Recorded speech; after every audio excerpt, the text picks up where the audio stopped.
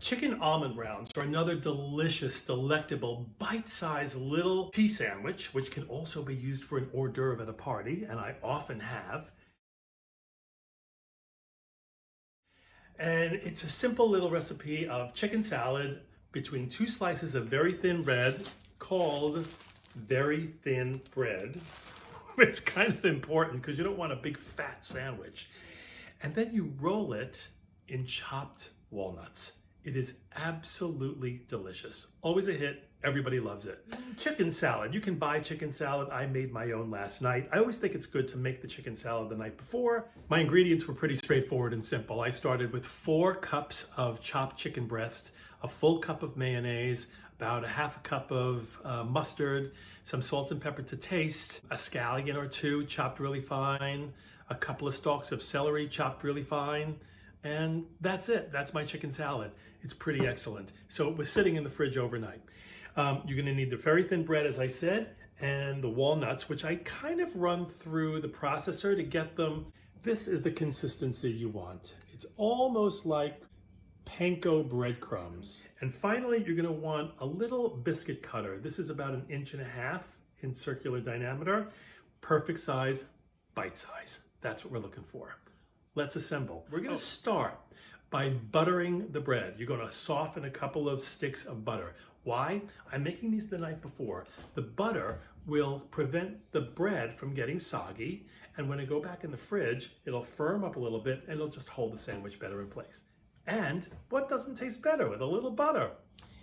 There were about 26 slices of bread in this small loaf, which gives me, well, 13 sandwiches if you split them in half. So I'm going to start by thinly layering each slice of bread with a fine, thin layer of butter. Since we're going to be using this little 1.5-inch biscuit cutter to cut out 4 circular sandwiches from each sandwich, you don't necessarily have to spread the chicken salad over the entire piece of bread because you're going to lose a lot of chicken salad. So I'm going to try a little test. I'm going to use this tiny little scooper and put 4 small scoops on each piece of bread. Now the test is going to be, will I get as much of this as I need? If I can get 4 of these on each piece of bread with the chicken salad I've made, then I know I'm going to have a nice thick sandwich. Well, folks, I just made it. There were 4 scoops for each piece of bread. I can't believe it.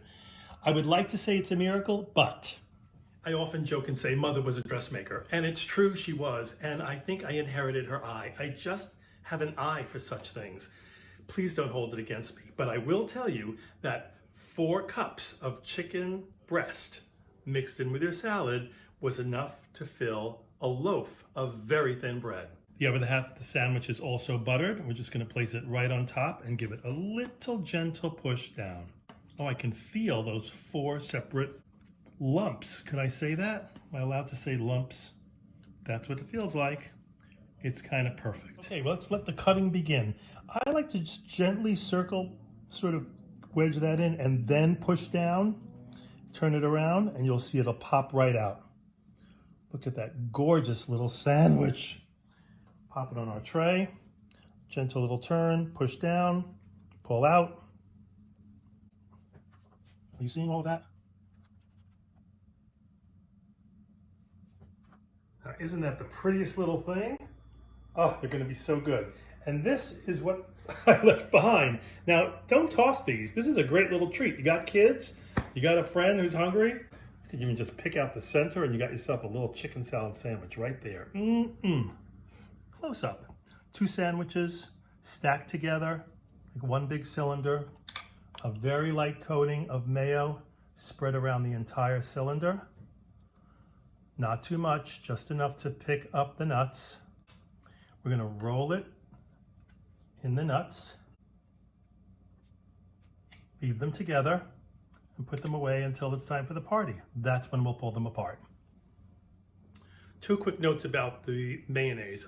First of all, I'm using Hellmann's because I'm from the Northeast, so bring out the Hellmann's and bring out the best. Make sure that you wipe your fingers between each roll in the walnuts because you don't want to get mayonnaise all over the bread. You have to hold the bottom and the top of the bread without slobbering it in mayo.